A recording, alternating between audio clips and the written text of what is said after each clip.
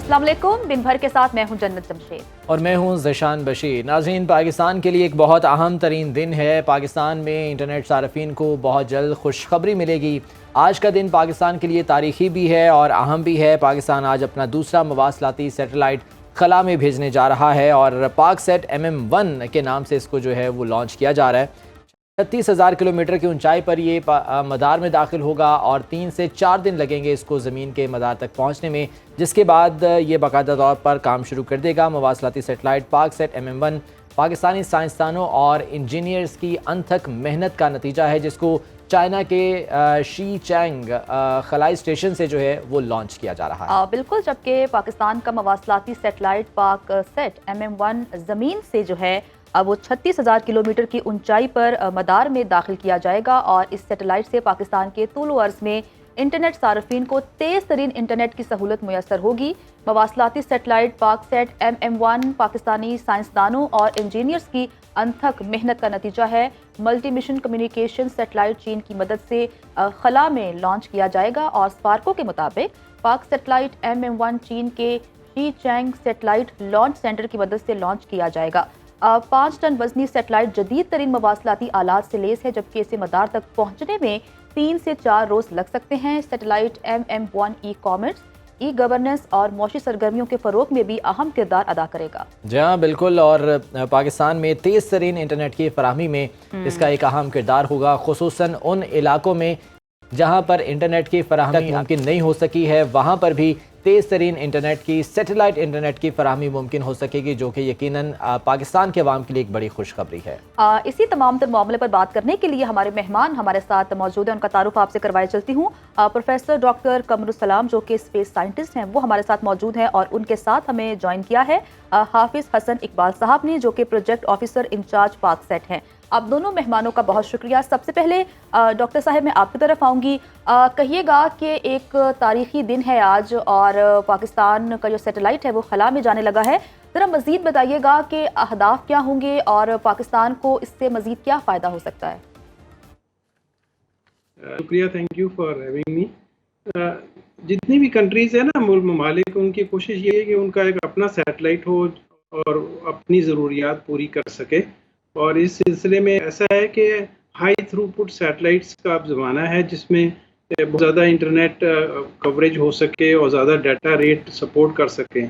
तो इस लिहाज से ये सैटेलाइट जो है ना 3 मुख्तलिफ फ्रीक्वेंसीज़ पे काम कर रहा है। बैंड में मतलब KU बैंड और KA बैंड। तो इससे ये होगा कि आपकी काफ़ी सारी सर्विसेज, जो कि हाई डेफिनिशन टेलीविज़न है, इंटरनेट सर्विसेज हैं, जो हमारा सेलुलर सर्विसेज हैं, यानी कि हमारे टेलीफोन्स हैं, मोबाइल फ़ोन्स हैं, इनकी बैक हॉलिंग में जो सैटेलाइट यूज़ होते हैं, और इसके अलावा और बहुत सारी सर्विसेज हैं जिसमें बहुत छोटे टर्मिनल्स यूज़ होते हैं कनेक्ट करने के लिए। तो जैसे मुल्क का रूरल एरियाज हैं, दूर दूर जगह हैं, उनको कनेक्ट करने के लिए सैटेलाइट बहुत ही कारगर होता है और इकनॉमिकली फीजिबल होता है। तो इस लिहाज से मेरे ख्याल से ये बहुत बड़ा कदम है कि पाकिस्तान जो है ये सैटेलाइट जा रहा है और बहुत सारी ज़रूरियात जो हैं वो पाकिस्तान की जो नीड्स हैं इस सिलसिले में वो पूरी होंगी। डॉक्टर साहब, ये फरमाइएगा कि पाकिस्तान के कुछ ऐसे इलाके भी हैं, कुछ ऐसे जो रिमोट एरियाज़ हैं जहाँ पर इंटरनेट की सहूलत अभी सही तौर पर मैसर नहीं है, उन्हें क्या सैटेलाइट इंटरनेट की फराहमी से मुमकिन हो सकेगी? और जो 5G टेक्नोलॉजी की जानिब दुनिया जा रही है, क्या पाकिस्तान में भी 5G टेक्नोलॉजी इसके ज़रिए हम लॉन्च कर सकेंगे? जी डेफिनेटली, जो रूरल एरियाज हैं उसमें इंटरनेट डेफिनेटली इससे आप कर सकेंगे। और एक और बात ये है कि क्योंकि ये हाई पावर सैटेलाइट है, तो जो टर्मिनल्स इस्तेमाल होंगे ना, वो निस्बतन छोटे टर्मिनल्स इस्तेमाल होंगे, यानी कि वो उनकी कीमत रिलेटिवली लेस एक्सपेंसिव होंगी।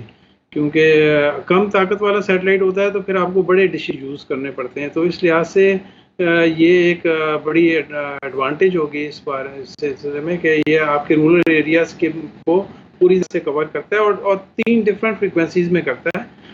तो इस लिहाज से इसकी जो एक नई इन्होंने जो हायर फ्रीक्वेंसी बैंड यूज़ कर रहे हैं, KA बैंड, तो वो अभी लेटेस्ट ہے جو کہ ساری دنیا میں یوز ہو رہا ہے. اب یہ پاک سیٹ MM-1 کو بھی چین کے اشتراک سے لانچ کیا گیا. کیا انڈیپینڈنٹلی پاکستان اس سے فائدہ اٹھا سکتا ہے یا یہ بھی چین کے اشتراک سے، چین کے تعاون سے ہی چیزیں چلیں گی ساری؟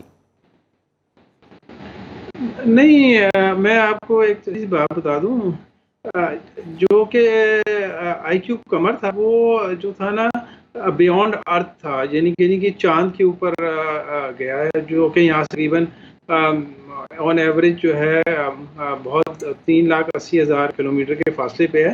تو اس طرح کے کمیونیکیشن میں ہمیشہ آپ ڈیپ اسپیس نیٹ ورک استعمال کرتے ہو کہ بہت بڑے بڑے اینٹناز استعمال ہوتے ہیں، اور کوئی بھی کر رہا ہو، بے شک امریکہ لانچ کرے، بے شک چین لانچ کرے، وہ باقی جو نیٹ ورک ہوتا ہے یا یورپین اسپیس ایجنسی، ان کے اشتراک سے وہ ایک ہوتا ہے، اس لیے کیونکہ زمین گھوم رہی ہے اور اس کی ڈائریکشن کی وجہ سے، تو وہ ایک ٹوٹلی علیحدہ چیز ہے. یہ جو اسٹیشنری سیٹلائٹس ہیں یہ زمین کے حساب سے اسٹیشنری ہوتے ہیں. تو جو گراؤنڈ کمیونیکیشن اکوپمنٹ ہے، یعنی کہ ہمارا کنٹرول ہوگا، یہ سیٹ ہمارے کنٹرول میں ہوگا، پاکستان کے کنٹرول میں ہوگا.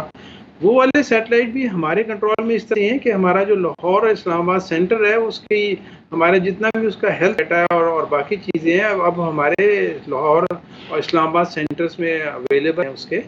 اور یہ والا جو ہے البتہ کمانڈ کے لیے ہم ان کو deep space network use کرنا ضروری ہو جاتا ہے، لیکن یہ والے جو سیٹلائٹ ہے جیسے MM-1 ہے، تو ان کے کنٹرول اسٹیشن ہیں جو کہ وہ سارے پاکستان میں ہیں. اچھا سر، اگر ہم بھارت کی بات کریں تو بھارت ہمارا روایتی حریف ہے، اور بھارت نے اس پر بہت کام کیا ہے، اور وہ چاند پر بھی پہنچ گیا ہے. تو پاکستان کو مزید کیا اقدامات کرنے چاہیے کہ پاکستان بھی اس لیول تک پہنچ جائے؟ کیونکہ ہم سب جانتے ہیں کہ معیشت بہت اہم رول پلے کرتی ہے. بھارت کی معیشت بہت بہتر ہے، ہم سے بہت بہتر ہے، بہت بڑی ہے، اس لیے وہ اس طرح کے پروجیکٹس ہیں وہ لانچ بھی کر دیتے ہیں. تو پاکستان کو مزید کیا کرنے کی ضرورت ہے؟ اچھا دیکھیں، ٹیکنالوجی ڈیولپمنٹ میں اس طرح سے کمپیریزن نہیں ہوتا ضروری طور پہ کہ اگر ایک نے یہ والی گاڑی وہاں تک پہنچائی ہے تو دوسرے نے جیسے فار ایگزامپل چاند پہ ہم پہنچا دیں، ہم اتنے ہی ایکول ہو جائیں گے.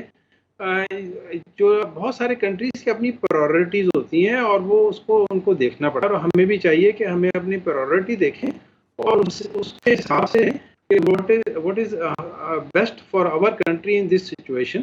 اور بہت ساری ایسی کنٹریز ہیں جو کہ کافی ایڈوانسڈ ہیں، لیکن انہوں نے اس طرح کے کام ضروری نہیں ہے کرنے. ہمارے لیے ہماری ریکوائرمنٹس ہیں بہت ساری چیزیں میں، اسپیس از اے ریکوائرمنٹ، لیکن ہم اس کو اسٹیپ وائز اس طرح سے چلیں کہ جو ہمارے لیے سب سے بہتر راستہ ہے. کیونکہ ہر ایک کنٹری کا نا اپنا ایک بیک گراؤنڈ ہوتا ہے، انہوں نے کس ٹائم پہ کتنی انویسٹمنٹ کی ہوتی ہے. اور دوسری بات یہ ہے کہ ان کے ساتھ ان کے لوگ کون سے لوگ کیا سپورٹ کر رہے ہیں. جیسے اب انڈیا کے لانچ وہیکل کے جتنے بھی انجن ٹیکنالوجی بیسکلی رشین ہے، تو they are using Russian launch vehicle میں رشین انجنز یوز کر رہے ہیں. وہ جو ہو سکتا ہے باقی کسی ملکوں میں اتنے زیادہ طریقے اویلیبل نہ ہوں، تو وہ پرائورٹیز کی بات ہے. لیکن یہ ہے کہ انشاءاللہ ہم بھی آہستہ آہستہ وہ ساری چیزیں حاصل کر لیں گے، بلکہ اس سے آگے بھی چلے جائیں گے. تو ایسی بات نہیں ہے. یقیناً یہ ایک تاریخی موقع ہے اور ہم امید کرتے ہیں کہ آئندہ آنے والے دنوں میں بھی اس حوالے سے مزید سنگ میل عبور کریں گے. بہت شکریہ پروفیسر ڈاکٹر قمر الاسلام، اسپیس سائنٹسٹ ہمارے ساتھ موجود تھے، اور آج اس تاریخی موقع پر جب MM-1 کو لانچ کیا گیا ہے تو اس بارے میں وہ گفتگو کر رہے تھے. بہت شکریہ آپ کا. ناظرین، ایک بار پھر پاک فوج کا سانحہ 9 مئی کے منصوبہ سازوں، مجرمان، سہولت کاروں کو انصاف کے کٹہرے میں کھڑا کرنے کے عزم کا اظہار کیا گیا ہے. پاک فوج کے سربراہ جنرل سید عاصم منیر کی زیر صدارت GHQ راولپنڈی میں 83ویں فارمیشن کمانڈرز کانفرنس کے دوران فورم کو جیو اسٹریٹجک حالات اور قومی سلامتی کے لیے ابھرتے چیلنجز سے آگاہ کیا گیا. ISPR کے مطابق کانفرنس میں فورم کو ملٹی ڈومین خطرات سے نمٹنے کے لیے پاک فوج کی حکمت عملی سے بھی آگاہ کیا گیا. فارمیشن کمانڈر کانفرنس میں کہا گیا کہ پاکستانی قوم جھوٹ اور پروپیگنڈا کرنے والوں کے مذموم اور مکروہ عزائم سے پوری طرح باخبر ہے، جن کا مقصد جھوٹ اور پروپیگنڈے سے پاکستانی قوم میں مایوسی پیدا کرنا ہے.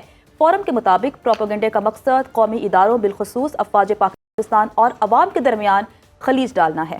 اسی پر بات کرنے کے لیے ہمارے ساتھ موجود ہیں برگیڈیئر ریٹائرڈ فاروق حمید صاحب۔ برگیڈیئر صاحب، بہت شبکہ 83ویں فارمیشن کمانڈرز کانفرنس اور بہت سے اہم معاملات اس میں زیر بحث آئے۔ اس کانفرنس کی ٹائمنگ کے حوالے سے جب ایسے موقع پر کہ بہت سے چیلنجز درپیش ہیں سیکیورٹی لحاظ سے بھی، انٹرنلی ہو یا ایکسٹرنلی ہو، کتنا سگنیفیکنٹ دیکھتے ہیں آپ؟ بسم اللہ الرحمن الرحیم، بہت شکریہ۔ دیکھیں، فارمیشن کمانڈر کانفرنس آپ کو معلوم ہے کہ یہ اس لحاظ سے سب سے بڑی سینئر آفیسرز کی گیدرنگ ہے، ان دا سینس فورم ہے کہ کور کمانڈر کانفرنس ایک ویسے ہوتی ہے، پھر اس کے بعد یہ فارمیشن کمانڈر کانفرنس ہے، پھر DISPR اپنی علیحدہ پریس کانفرنس کرتے ہیں۔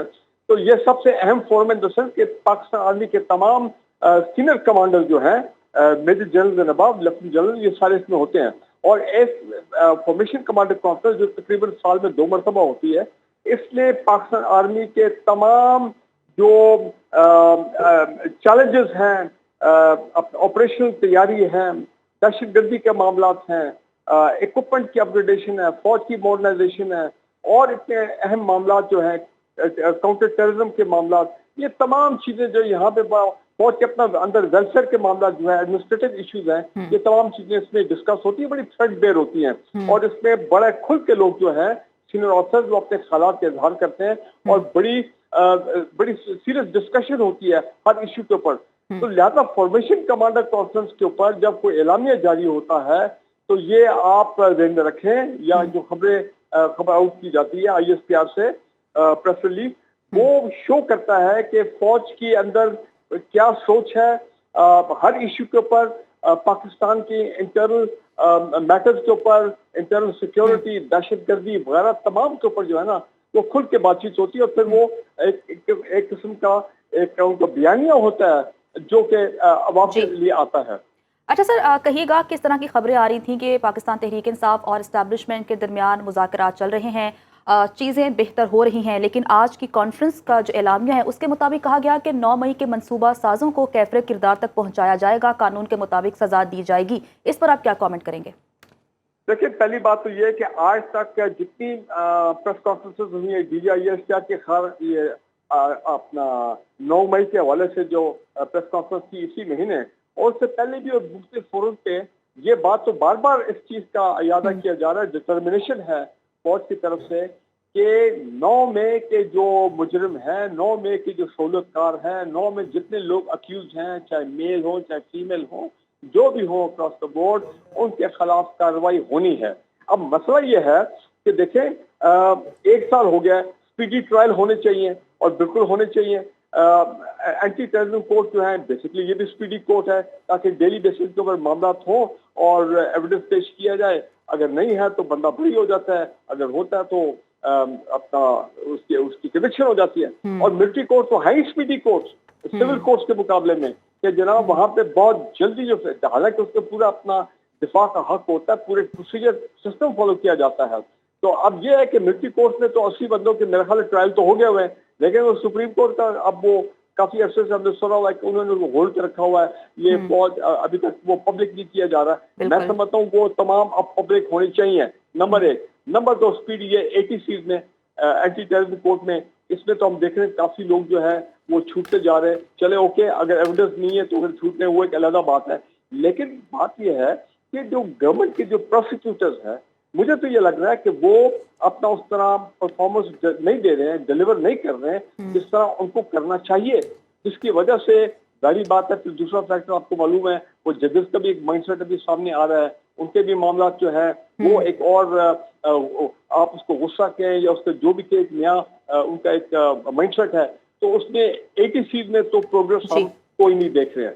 تو لہذا یہ فارمیشن کمانڈرز کا کنسرن بالکل جینوئن ہے کہ 9 مئی کے جب لوگ، جب تک ان کی کنوکشن نہیں ہوگی، وہ کیسز اپنے منطقی انجام تک نہیں پہنچیں گے، تو پھر 9 مئی کا chapter from that point of view تو legal point of view. Brigadier صاحب، یقیناً بہت سے اہم ایشوز ہیں اور ان ایشوز پر خاصی گفتگو جو ہے فارمیشن کمانڈرز کانفرنس میں کی گئی ہے۔ وقت ہمارے پاس کم ہے، آنے والے پروگرامز میں यकीनन इस हवाले से मज़ीद बहुत शुक्रिया। ब्रिगेडियर रिटायर्ड फारूक हमीद साहब हमारे साथ मौजूद थे और इस कॉन्फ्रेंस के हवाले से बात कर रहे थे। वापस आएंगे एक ब्रेक के बाद, साथ रहिए। नाजरीन, ब्रेक के बाद अफसोसनाक वाक़े की बात करते हैं कि कराची का अमन गारित हो गया। दिन दिहाड़े 2 सगे भाइयों को गोलियां मारकर नामालूम मुल्जिमान ने कत्ल कर दिया है। कराची के इलाके गुरु मंदिर के करीब ये वाक़या पेश आया।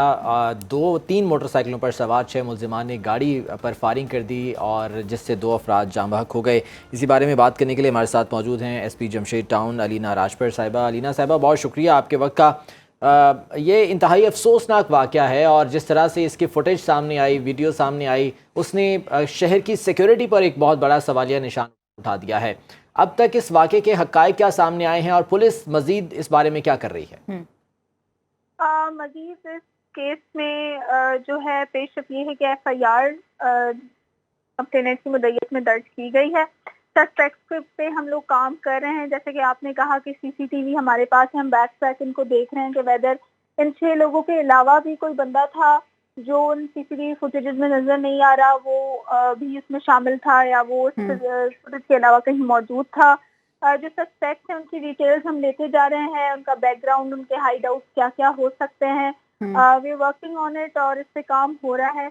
इंशाल्लाह मजीद जैसे कोई पेश। अच्छा अलीना साहिबा, बताइएगा कि उस गाड़ी में 5 भाई सवार थे जिनमें से 2 भाई कत्ल हो गए। जो बाकी 3 भाई हैं, क्या उनके बयानात कलमबंद किए गए हैं? उनका क्या कहना है इस तमाम तर वाक़े के हवाले से?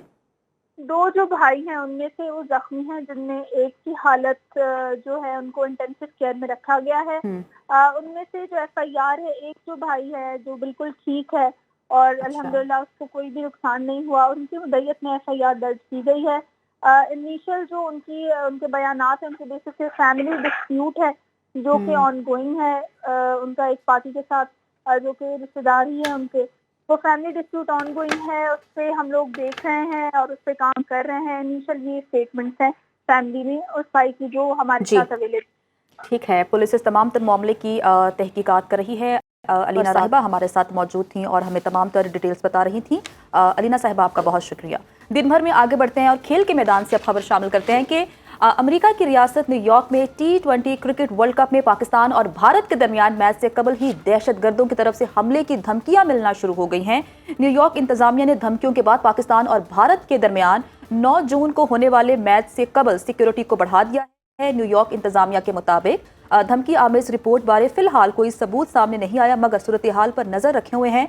न्यूयॉर्क की स्टेट पर जो है उनका भी इस हवाले से कहना है कि कई माह से सिक्योरिटी को बेहतर करने की कोशिश कर रहे हैं। जहां पुलिस को एडवांस निगरानी की हिदायत भी कर दी गई है, जबकि ICC ने दीगर वेन्यूज़ की तरह न्यूयॉर्क की सिक्योरिटी भी मजबूत बनाने का कहा है। हादिया फयाज हमारे साथ स्टूडियोज में मौजूद हैं, उनसे इस बारे में बात कर लेते हैं। हादिया, ये क्या मामला सामने आया है? हम सब जानते हैं कि पाकिस्तान और इंडिया का जो मैच है वो एक हाई वोल्टेज मैच होता है और पूरी दुनिया में उसके शायकीन जो है वो मौजूद हैं, तो इस तरह का एक इशू सामने आना यकीनन अफसोसनाक है। क्या हक़ाइक़ सामने आए हैं? जैसे दुनियाई क्रिकेट का सबसे बड़ा टाकरा होता है पाकिस्तान और इंडिया का मुकाबला जो है, उससे पहले इस तरह की जो खबरें आई ये तो टीम्स के लिए भी अनफॉर्चुनेट है क्योंकि प्लेयर्स भी मेंटली डिस्टर्ब हो जाते हैं इस तरह की खबरें आने से। वैसे भी जितने भी बड़े इवेंट्स होते हैं जिसके अंदर इस तरह के मैचेस होते हैं, पाकिस्तान और इंडिया का मुकाबला होता है, हमेशा से ही इस तरह की खबरें आती हैं।